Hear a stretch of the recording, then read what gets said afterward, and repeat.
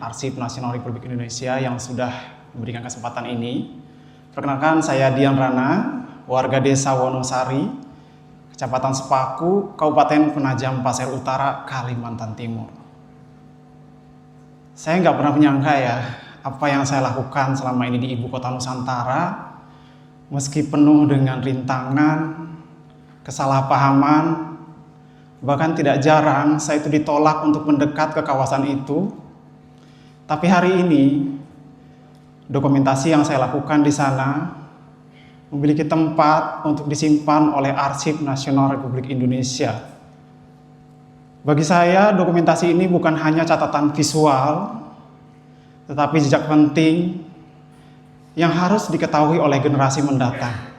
Halo sahabat Dian Rana dimanapun berada, hari ini ya saya ingin berbagi informasi kepada teman-teman semua yang telah bersama dengan saya selama ini, yang telah melihat perkembangan Ibu Kota Nusantara melalui video-video yang saya unggah.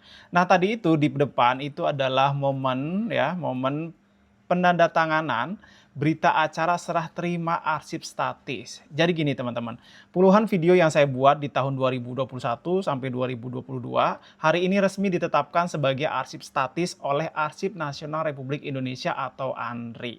Nah di video ini saya ingin menceritakan kok bisa sih ya, karena menurut saya ini spesial karena berawal dari warga biasa seperti saya ya, akhirnya karyanya bisa diterima, bisa dinilai menjadi bagian dari sejarah pembangunan Ibu Kota Nusantara. Dan saya ingin menceritakan bagaimana sih sampai dengan Arsip Nasional Republik Indonesia menetapkan dokumentasi saya ini sebagai arsip statis. Jadi dengarin baik-baik ya, jangan di skip biar nggak salah paham lagi. Karena beberapa waktu yang lalu ada tuh ya yang gagal paham gitu. Nah ini gini teman-teman. Berawal ya mungkin teman-teman yang sudah ngikutin saya sejak lama di kawasan Ibu Kota Nusantara ya, berawal saya itu datang ke kawasan IKN karena rasa penasaran ya. Karena rasa penasaran saya datang tidak membawa nama institusi ya, saya datang sebagai warga biasa yang ingin melihat bagaimana sih rupa calon ibu kota baru Indonesia pada saat itu ya, tahun 2021 belum ada nama Nusantara. Kan nama Nusantara itu kalau tidak salah awal tahun 2022 ya ditetapkannya. Nah waktu itu saya itu penasaran bagaimana sih rupa dari calon ibu kota baru Indonesia. Nah pada saat saya pertama kali ke kawasan IKN pada saat itu ya, ke kawasan ibu kota baru, saya itu tertarik sekali dengan pohon-pohon yang tinggi-tinggi gitu loh teman-teman. Tinggi-tinggi cantik gitu. Itu untuk pertama kalinya saya ke sana ya, ke kawasan Ibu Kota Nusantara yang bahkan saya nggak tahu di mana titik nol waktu itu karena memang pohonnya semua sama. Saya juga lihat dari pinggir jalan saja. Tapi dari situ ya lama-kelamaan saya terus tertarik untuk datang terus ke sana. Setiap Sabtu Minggu ya.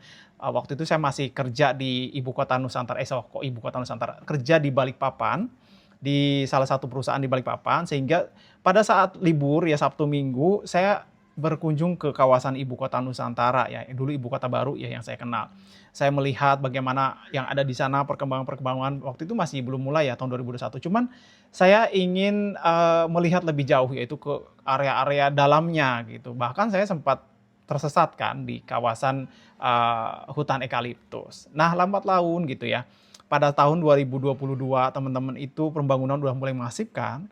Namanya kita sebagai warga ya, saya juga dulu tidak tahu bagaimana birokrasi untuk permintaan izin dan lain-lain. Ya saya datang aja gitu. Cuma memang ada kendala-kendala akses dan lain-lain. Saya coba hubungi beberapa pihak, terutama kecamat, dan waktu itu saya diizinkan untuk bisa meliput masuk. Berjalannya waktu terus ya, pembangunan semakin masif ya, bahkan udah mulai itu ya otorita dibentuk waktu itu ya, dan saya juga ternyata mendapat kesempatan juga untuk terlibat gitu di berbagai agenda termasuk groundbreaking, dari groundbreaking 1 sampai groundbreaking 8 waktu itu saya ikut ya, saya dilibatkan.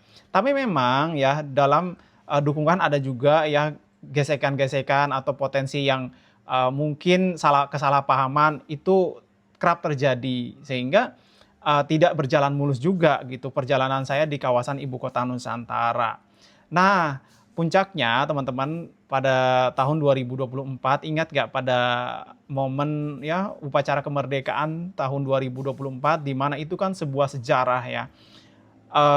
Perayaannya dirayakan di Jakarta dan juga di Nusantara serempak satu komando. Ingat kan waktu tahun 2024. Nah, karena saya merasa gitu, karena saya merasa sudah dilibatkan, saya itu yakin gitu ya, saya yakin kalau saya juga bakal diundang ya saat itu karena merasa sudah dilibatkan.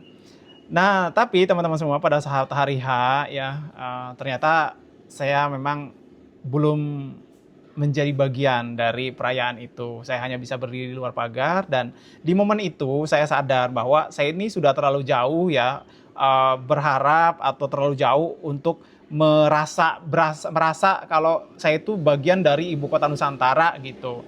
Nah, dari situ saya tidak patah semangat teman-teman. Cuman memang saya sudah mulai tidak lagi memaksakan kayak saya berasa bagian dari dalam ibu kota Nusantara gitu. Tidak lagi ya di tahun 2024. Cuma memang saya terus berusaha bagaimana supaya saya tetap bisa mendokumentasikan kawasan ibu kota Nusantara yang memang aksesnya waktu itu ya, akses untuk peliputan tidak mudah juga gitu setelah 2024. Nah, karena berbagai upaya saya sudah lakukan, saya sudah komunikasi, tapi memang ternyata tidak tidak selalu mudah gitu. Dan di tahun 2025 itu saya sebenarnya sudah mulai ini ya, sudah mulai mau merubah gitu, mau berubah. Ya udah dah gitu. Saya mau mencoba kembali lagi karena waktu itu kan saya pernah berhenti bekerja ya. Dengan berbagai pertimbangan, waktu itu saya pernah berhenti bekerja. Saya pikir gitu dengan berhenti bekerja saya bisa fokus mendokumentasikan kawasan IKN dan ternyata teman-teman pilihan itu tidak sepenuhnya benar dan mungkin tidak sepenuhnya salah. Cuman memang kalau di sisi saya kayaknya itu pilihan yang keliru waktu itu ya dan sampai saat ini saya masih melihatnya seperti itu. Cuma karena saya sudah putuskan untuk berhenti bekerja, mau nggak mau saya lanjutkan kan pembuatan konten. Nah, cuma di tahun 2025 saya sudah mulai kembali aja deh gitu ke semula, yaitu ke desa aja, ke desa yang ada di Pasir. Nah, tapi saya pikir gitu kalau seumpama saya kembali gimana apa ya, kisah saya ini, perjalanan saya di IKN ini masa tidak ada catatan sih gitu. Karena gini, kalau mengandalkan video, bisa aja videonya hilang kan, bisa aja videonya dibajak akunnya. Ya, saya nggak ada dong untuk bisa menunjukkan kepada anak cucu saya nantinya gitu, terutama kedua anak saya. Nah, saya mau mencoba menulis buku gitu. Dan saya coba tulis buku itu dari saya kecil karena memang ingatan masa kecil itu tidak pernah hilang ya. Sampai ke kawasan ibu kota Nusantara. Pada saat saya mau terbitkan, saya ragu karena saya takut dihujat juga gitu. Karena saya lihat saya bikin video aja banyak betul komentar-komentar yang menyakitkan pada awal-awal, apalagi kalau buku gitu ya. Di tengah saya juga tidak punya pendidikan tinggi, saya takut dihujat. Saya urungkan tahun 2025. Nah, cuman juga saya berpikir gimana ya caranya supaya saya itu ada gitu nama di kawasan ibu kota Nusantara. Nggak mau gitu kalau hilang gitu aja. Nah, ternyata saya dapat tuh ya informasi di internet kalau dokumentasi-dokumentasi yang kita buat berpotensi bisa diajukan ke ANRI gitu. Nah, ada tuh ya kesempatan gitu. Saya cari-cari info. Tapi lagi-lagi ya di tahun 2025 saya urungkan lagi, saya takut ditolak lagi gitu. Saya takut ditolak kalau saya kirimkan waktu itu, saya takut ditolak, saya takut mengulang rasa yang pernah saya rasakan gitu. Saya urungkan. Jadi waktu itu bukan nggak mau ya, cuman memang karena sering ditolak gitu, saya nggak mau mengulang itu. Nah, saya urungkan tuh. Di tahun ini teman-teman, di awal tahun ya Januari, saya memberanikan diri dengan mengajukan ya teman-teman nih ya, ini mengajukan mengajukan dokumentasi saya kepada Andri untuk bisa disimpan menjadi bagian dari Ibu Kota Nusantara. Ya, niat saya adalah untuk anak-anak saya, biar mereka tahu bagaimana kisah bapaknya gitu di kawasan Ibu Kota Nusantara. Sehingga saya juga putuskan juga menerbitkan buku ini. Nah, pada saat saya sudah kirim, tidak lama kemudian ya, tim Andri itu menghubungi saya melalui WhatsApp untuk diajak berdiskusi melalui Zoom meeting, dihadiri oleh beberapa tim mereka. Nah, beberapa hari kemudian saya itu melakukan Zoom meeting dengan Andri ya, dengan tim Andri. Ternyata banyak hal yang dijelaskan oleh mereka ya teman-teman, dan tidak sepenuhnya saya pahami waktu itu. Saya tidak begitu banyak paham, cuman saya pikir langsung, ya kayaknya ini nggak mudah, kayaknya sih gitu. Karena ternyata harus berbagai cara, harus berbagai penilaian, tidak langsung bisa ditetapkan gitu. Ya udah, saya sih, oh ya udah gitu. Tapi untungnya tim Andri, salah satu tim Andri ya itu memberikan sinyal gitu, maksudnya coba kirim dulu deh dokumenmu gitu, biar kami nilai dulu. Nah, saya langsung semangat tuh ya.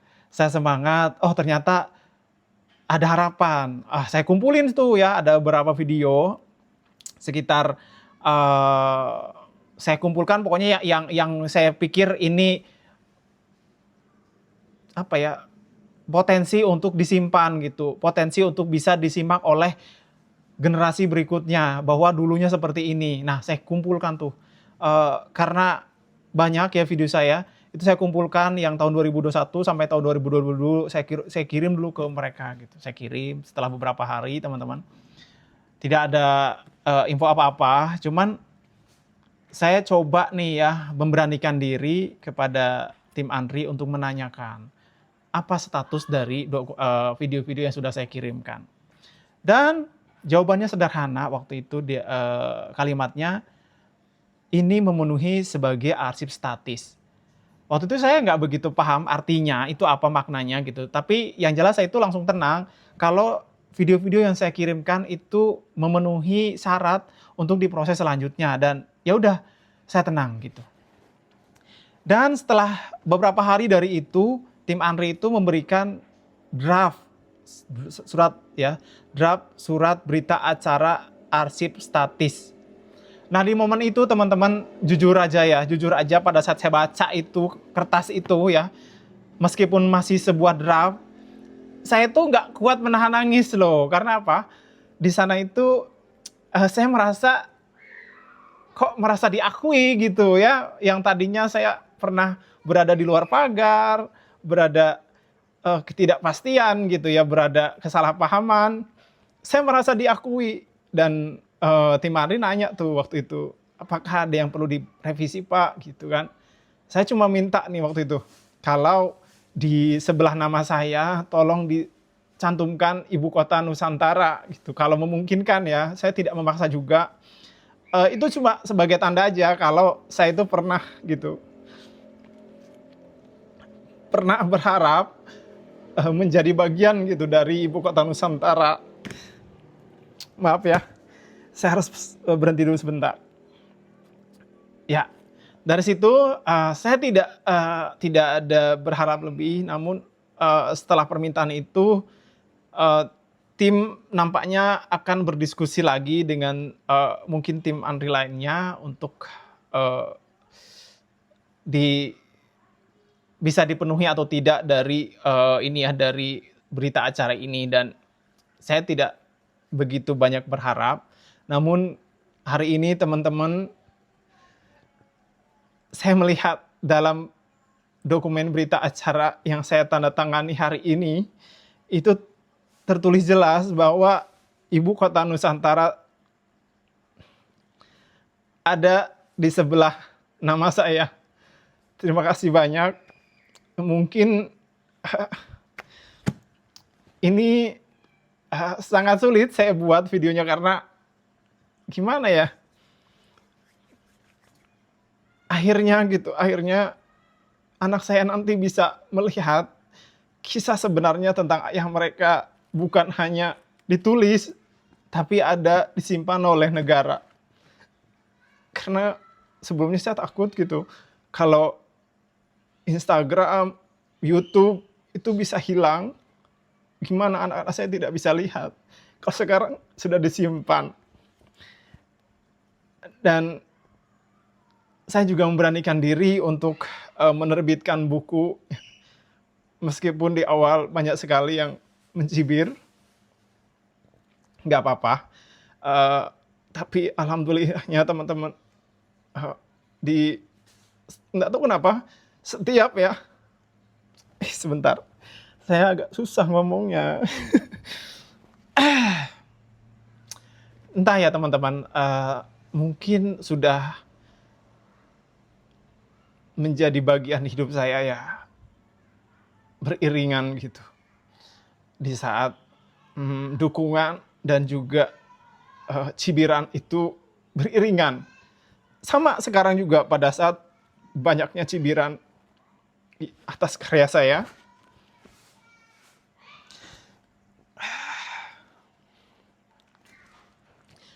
Karya saya ini susah betul sih. Gini, karya saya ini orang terdekat tidak ada yang tahu, meskipun saya sudah jor-joran menyebarkan, tidak ada tuh yang menanyakan atau apa gitu, nggak ada. Justru orang-orang jauh. Hanya saja ada satu ya teman yang berada di desa saya, Desa Padang Jaya. Hanya dia yang selalu merespon gitu. Tapi kalau teman-teman saya yang selama ini gitu nggak ada, dan itu nggak masalah sebenarnya. Cuma yang bikin saya haru adalah orang-orang yang nggak pernah saya bayangkan, terutama Pak Nyoman Nuarta, itu nggak pernah saya bayangkan loh.